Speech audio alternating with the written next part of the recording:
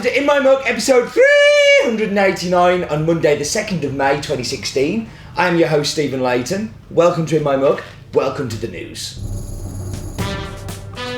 Okay, so some news. Last week I told you about the Bolivian La Linda Longbury, which it wasn't going to make it in my mug because of it being a smaller lot. We've also decided that the La Linda Yellow Catura is also not going to make the in my mug just because it sold so quickly. We thought it might, but it isn't, so we thought we'd let you know that. Another coffee that's not going to make it is similar to the coffee we had last week, the Brazil Fazenda Cachoeira Natural, but the Canario version. Again, sold much quicker than we expected. It's been very good. I'm very pleased that it sold quickly, but that's not going to be an in my mug. And I've been doing some work today on the new exclusive coffee that's going to be coming out in the next couple of weeks. So keep your eyes peeled for that. If you remember, the exclusive is the coffee in the beautiful box. It's like a 1 or 2 bag lot that we've specially sourced just for that. So that was the news, and we should move on to Focus On. And this week, Focus On is on Tolima, a department in Colombia.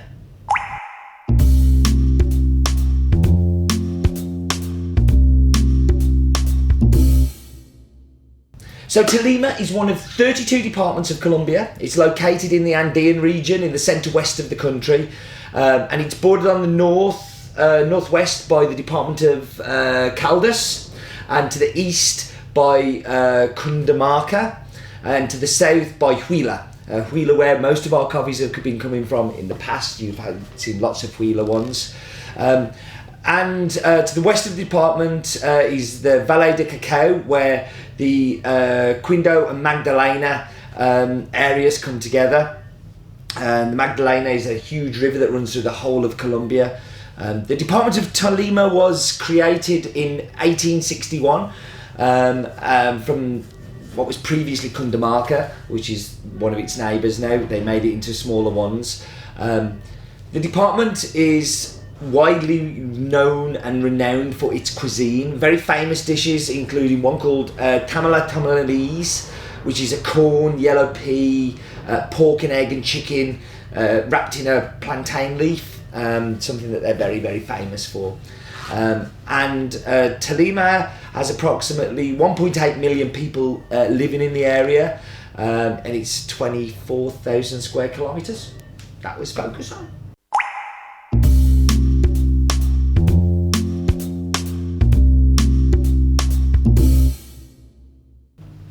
So this week's Focus On was brought to you by the wonderful world of Wikipedia and Google.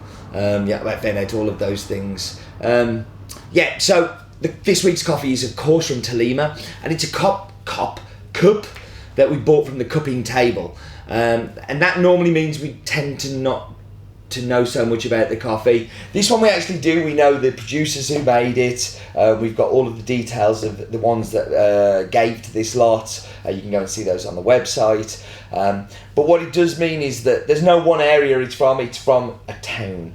It's a specially selected micro lot from Tolima, and it is a cooperative of just 58 members, and this lot has 20 people who've contributed to it, and on average they have about 4.5 hectares of land, which is fairly small, and the whole co-op produces around about 1,000 bags per year. It's a really good example of smallholders working together. We also have the decaf version of this coffee that we bought the lot, and it was 100 bags, and we ended up sending, I think it was 50 or 60 for decaf, and the rest is this one that you have here. You should definitely try the decaf. It's specially decaffeinated using sugarcane processing, it's a super example of a really, really good decaf coffee. Naturally, kind of very natural process, also done in Colombia, which is kind of cute that it adds value at origin.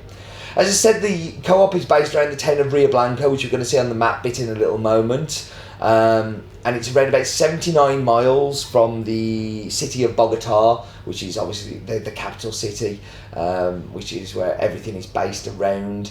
The varietals in it are Catura, Colombia and Typica. It is fully washed and it comes from a mixture of altitudes from 1550 to 1900 metres above sea level. So it has some fairly mixed altitudes, but still fairly decent. Be very happy with coffees from that kind of altitudes. So the stats, the numbers, the figures, whatever you want to call them. The country is Colombia. It is from the state of Tolima. The nearest kind of county or area is called Herrera. The town is called Rioblanco. The co-op is called Meridiano. Meridiano. Sorry, I'm just having a real block. They are 58 producers. That's called the Associación de Productores de Café Especial del Alto Saldana. Altitude 1500 to 1900, as I said. Catura, Colombia Típica, fully washed, sun-dried on raised beds and greenhouses, and I think that's pretty much everything. So, we should go to the map bit, which is a bit vague, but at least we get to see the city of Rioblanco.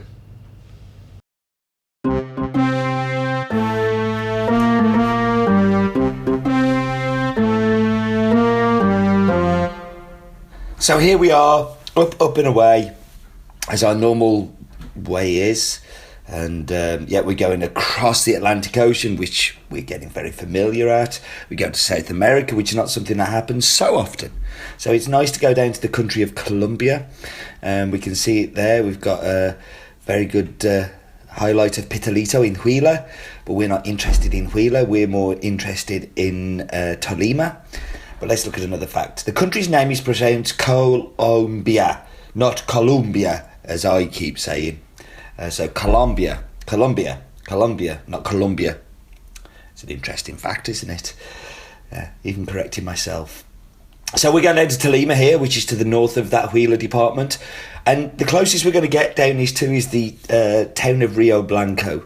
Rioblanco is where this coffee's from. Unfortunately, it doesn't seem to be very clear, but you can see there the conurbation, and you can see how mountainous it is all around there, and you've got a whole heap of producers who are delivering around there.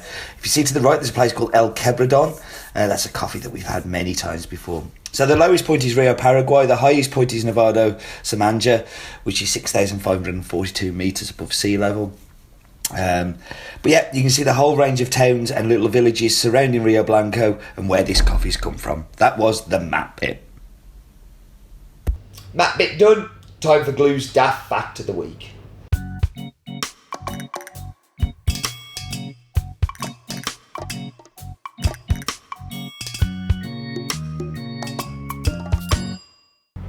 The capital of Tolima, which is called Ibagué, is known as the musical city. I like a good sing-song.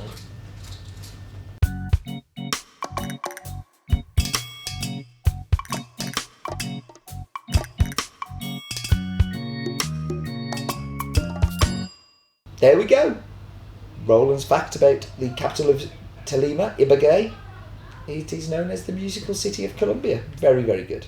Okay, I'm going to wipe you on pause. Going to go get tasting delicious drinks. Back with you in just a second. Hello, and we're back. So straight into the espresso to start off with. Drinks courtesy of Christopher this week. Thank you, Chris. So into the espresso.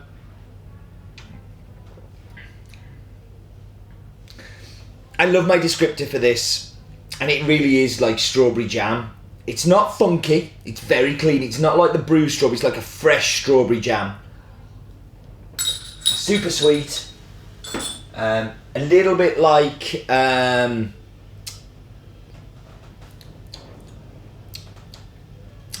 white sugar and jam mixed together. It is delicious. Into the milk.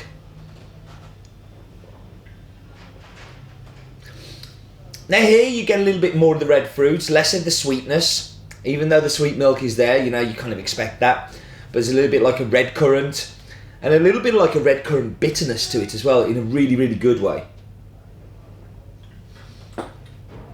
Into the brewed. And that red fruit carries on in here.